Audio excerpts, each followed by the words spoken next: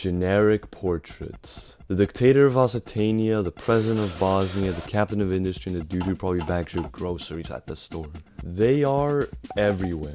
But what some might not know is that the generic portraits are real people. Yes, that's right. Many of them have been documented and found. How they did this, I have no clue. I guess I'll just chalk it up to Redditor magic. The point is that many of these generic portraits are quite well documented and often interesting characters that are pretty fun to read up on. Occultism and esotericism. I am going to be summarizing some of the more interesting generic portraits and the story behind them. Starting off with this guy. This man's face has been ingrained into my brain ever since I played this game. But sadly, his history isn't that detailed. Born in 1890 in England, he started working in a mine at an early age to earn family income. At the age of 20, he moved to New Zealand and 4 years later returned to England, where he started his political career. He did well and was a vice chairman of the Cumberland Health Committee for a brief stint, during which infant mortality dropped by 60%. So our main man was saving babies' lives, damn. In the 1930s, the large-scale unhappiness hit Cumberland, and Jack was tasked with helping with the development of the area due to how bad it had gotten. And you know, he did his job well.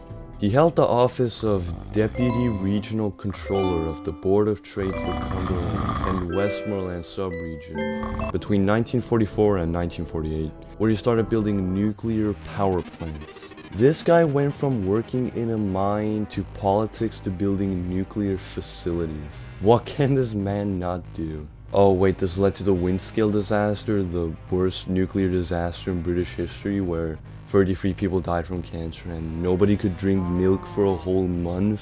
Well, shit. Despite all of that, he was given an OBE medal for his contribution to arts and sciences. Also, the Wikipedia article talks about Hoi4. Now let's talk about this creepy white dude. His name was Władysław Anders, a general in the Polish army, a politician, and a prominent member of the Polish government in exile. He was born in 1892, literally in the middle of Poland, in a village that I'm not even going to attempt to pronounce the name of. He and his freebooters all went to pursue careers in the Russian military. He served in World War I, but when Poland regained its independence in 1918, he joined the newly formed Polish army, where he would fight the Soviets in 1919 and receive a medal. Anders opposed this guy's coup of Poland in 1926, but he avoided persecution by the Sanation regime. He was promoted to brigade commander in 1931 and 3 years later to general. In 1939, you know what happened, and Anders was called into action, where he fought well against the Germans. But when he found out Poland was getting sandwiched by the USSR, he retreated to Lviv, where he hoped to retreat into Romania or Hungary, which doesn't really work in Hoi4, but probably does in real life. Anyway, he got pinched by the Soviets, and was taken to Lubyanka, where he was interrogated, tortured, brutally beaten, waterboarded, and forced to play Hoi4 MP. He was also asked to join the Red Army, but when he said no, they gave up. In 1941, you know what happened, and Anders was put in charge of the Polish part of the Red Army, where, to no one's surprise, he escaped with his men to Allied forces.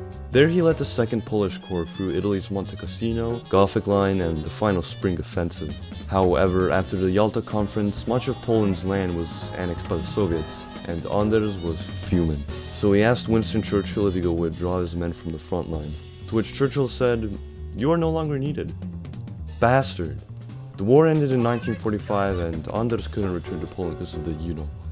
He would spend the rest of his life in London waiting for his home to be restored. However, he died in 1970 and was buried amongst his fallen soldiers in Italy.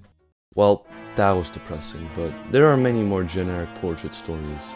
Like this big-nosed dude who was an occultist and an incel who thought rape was a natural expression of male desire. I might make a part 2, so if you're into that, subscribe.